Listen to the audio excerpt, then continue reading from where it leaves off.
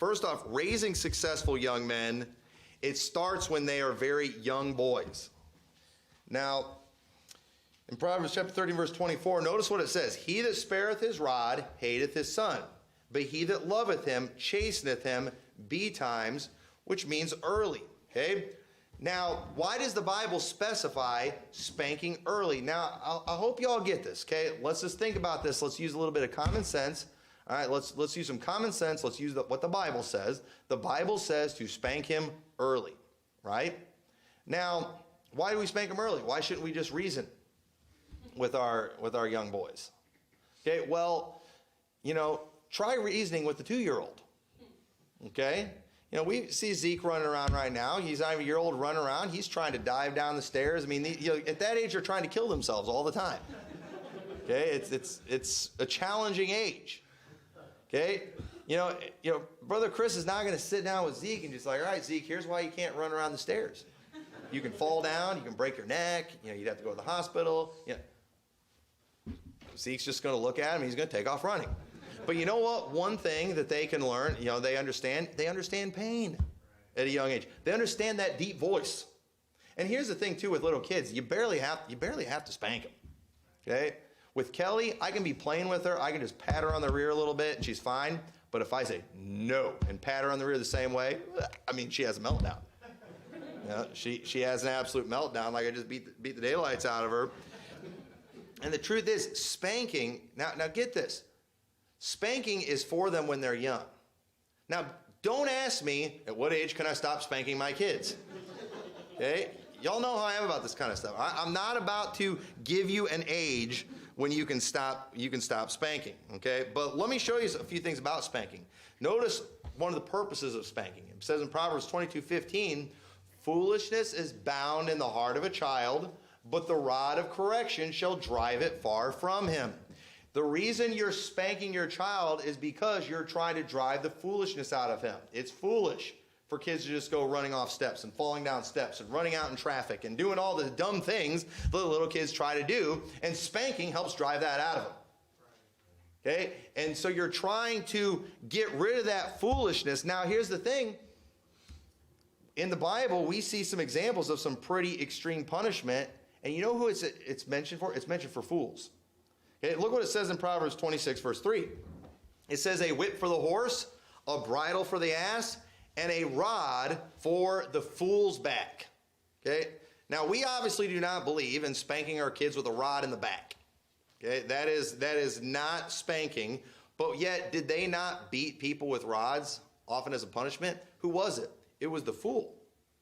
Okay? It was the fool that they would beat with the rod.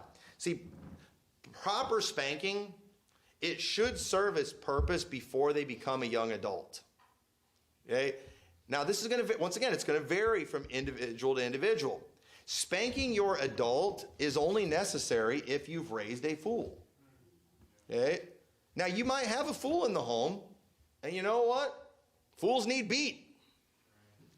But the thing is, the older they get, the worse that beating's going to have to be. I don't really want to be leaving stripes, and I don't want to really be taking a rod to the back of my son. And I think I've never needed to do that. But listen, blueness and stripes are for the fools.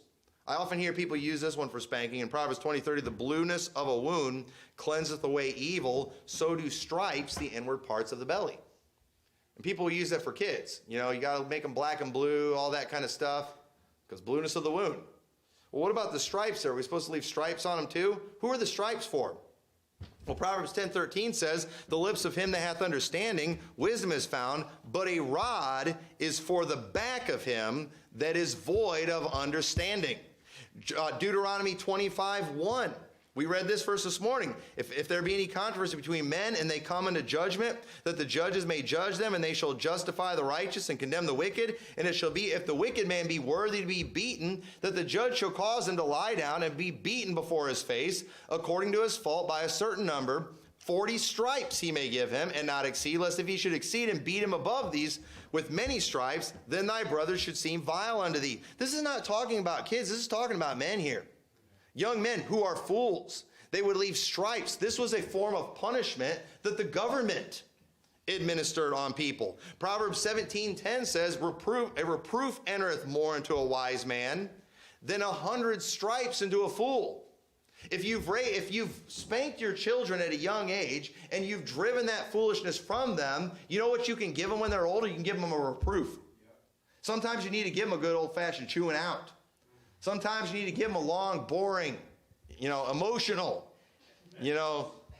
preaching session to them. They hate that. Okay? But if they're wise, that will be more effective than 100 stripes into a fool. You see, stripes, they are not meant to necessarily fix people as much as they are to just punish people for the wrongdoing. Often the stripes they would leave, it wasn't so much to fix them, but it was to warn the simple ones. Let's go beat the fool so the simple will see it and beware. They weren't doing that so they could help the fool out.